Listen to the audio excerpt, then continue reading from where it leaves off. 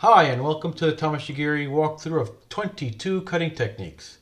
I'm doing this video in the spirit of Budo camaraderie and shared iaidō purpose in the hope of exchanging knowledge to improve Tameshigiri for everyone. Together we can inspire the next generation of practitioners to facilitate the art for years to come.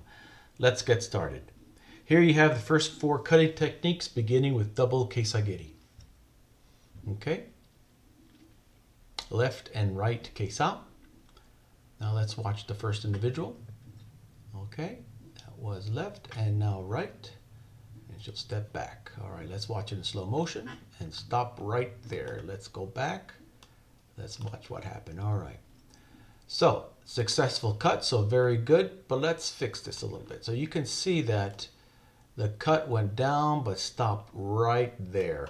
Ideally, you would have the energy of the sword continue. Instead of stopping right there, the momentum of the sword will continue all the way down to at least the knee level.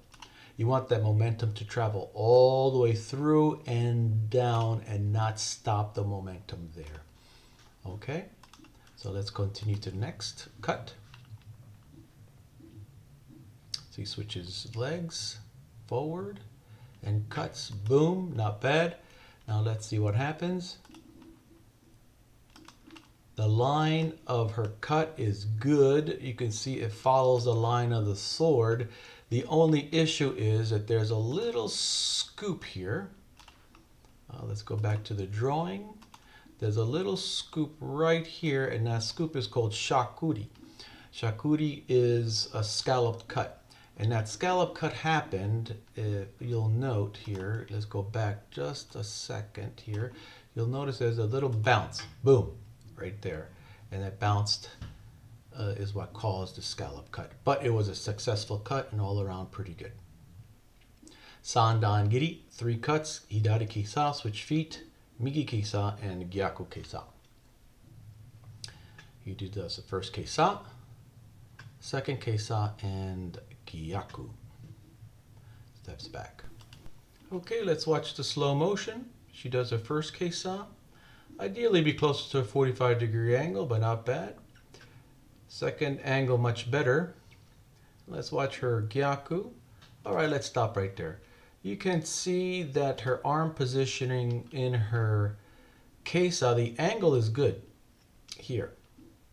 But her arm positioning ideally would remain straight as she goes through, so that her hand is somewhere in this position and the sword is in this position. So everything remains in one straight line as she's going through, so the energy continues straight. The fall of the wara is in a nice position because it is falling straight down.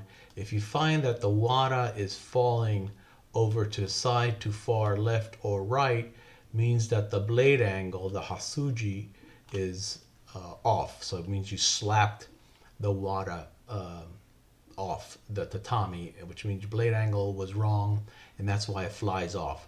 But if the tatami just drops down within the distance of the stand, it was a good cut. A nice solid straight line through the tatami.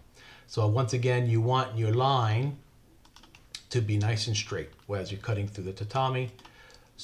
The line of your shoulder, your arm, and the sword to be one straight line as you're cutting through. Continue that kinetic energy straight through. Don't have this bend. Okay, let's continue. But all around successful cutting. Okay, now we have Yondan-giri, 4 cuts made up of Hidari-kesa. And there it is. Migi, Gyaku, and Suihei. Very good. Now let's watch it in slow motion. Okay, let's stop right there. Let's evaluate that first cut. Let's go back just a little bit, and you could see a small issue I want to point out. This gentleman is a teacher, a school teacher, so he would appreciate, he's also a mathematician, so he would appreciate this evaluation. Let's talk about this shoulder and the positioning of his shoulders, his kata. So shoulder position at this angle, hip position, and his ear position. Okay, So you have 3 different positions. Ideally, his tate, his mimi, his kata, and his koshi would be all in one straight line. His tate-sen. This is his yoko-sen, his mimi, his kata, and his koshi. So his ears, his shoulders, and his hips would be all in one straight line, and his yoko-sen, one straight line over each other in his yoko-sen, forming one straight line, okay, over on top of one another, okay. Right now they're in 3 different positions, which is forcing his shoulder forward, okay. Although his line of cut is good, okay, but remember, correct posture is correct cutting. So we do want to have a better posture as you go up and down, but overall, it was a good cut. All right, let's look at the second cut. Okay, Kesa is good. Going to his Gyaku, and let's stop right there. All right, as we talked before, even though you have a good Gyaku here, watch the positioning of his arm. You want to have your arm and the kinetic energy driving forward. So his Suba should be in this position, and all that driving force going straight out. Right now it's wrapping and going in this direction. You want to have the sword here because remember later on as you go up into more action techniques, you're going to have to return that sword quickly to another technique. And so if you're driving it back, that means you're going to take more time bringing it forward again. So you want to take it here, then go back to whatever position you got to cut. So taking it back to that position, you're spending more precious time delivering another technique. So the most efficient is going to be to take it to this position here, straight, and then delivering the next technique, which will be in the future, you'll see. But once again, try to keep this arm straight, ideally not wrapping it in this position. But let's move on.